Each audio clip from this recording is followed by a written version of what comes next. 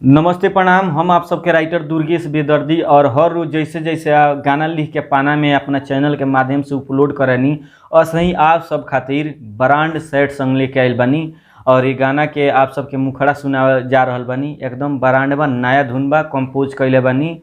तो ये गाना के आप सब सुनी कि अब फोन के हमके परेशान जन कर निमन दुल्हा पवलू तो गुमान जन कर हो। अब फोन के हमके परेशान जन कर निमन दुल्हा पवलू तो गुमान जन कर नानी भवलू खाइल क्रिया कसम जा सनम जा सनम अब तहरा खातिर मर गईनी हम जा सनम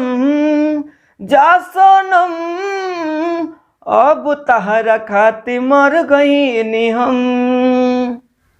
अब आप सबके अंतरा सुनावे जा रहल बनी कि भूल गईलू क्रिया खाइल कसम के मिल न दवाई कहीं एहो जानी गम के हो। भूल गईलू क्रिया खाइल कसम के मिल न दवाई कहीं एहो जाने गम के हो। तू तो दिले बाड़ू बड़ा का जखम जा सनम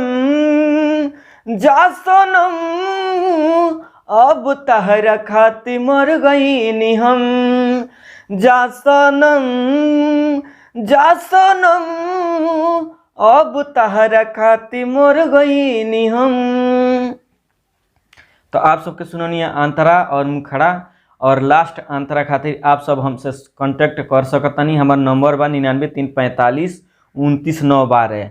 और जे गाना भी गावे चाहता, गाना रिकॉर्डिंग करावे चाहता, वो हमार बालाजी रिकॉर्डिंग स्टूडियो जादूपुर बाजार गोपालगंज बिहार में बा। आप सब संपर्क कर सकतनी 99-345-2912 पर और आके गाना भी रिकॉर्डिंग करा सकतनी कम रेट में, मार्केट से सबसे हट के कम रेट में।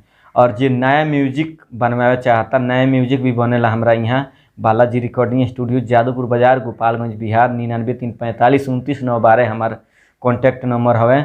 और जे गाना लिखावे चाहता पर्सनली गाना, वो हमसे संपर्क कर सकता। जे पर्सनली में आपन गाना माने दूसर के ना का वो ऐसा गाना खातिर पर्सनली में हमसे संपर्क कर सकता वही नंबर पर, जो नंबर आप सबके बतौनी है। तो इस चैनल के लाइक करी, कमेंट करी, सब्सक्राइब करी, दबा के शेयर करी। जे भी नया कलाकार बा हमसे जुड़े चाहता वो हमारा नंबर पर कॉल करे और हमसे जुड़ जाओ। काहे कि ब्रांड से ब्रांड गाना हम लिखे नहीं और बहुत सारा हमारे गाना मार्केट में हिट भी बा। आप सब सुन ले हम गीतकार दुर्गेश बेदर्दी के नाम आवत हुई हर गाना में जो में हम लिखले बानी। तो चलिए नमस्ते प्रणाम, हर हर महादेव, जय माता दी, हर हर महादेव।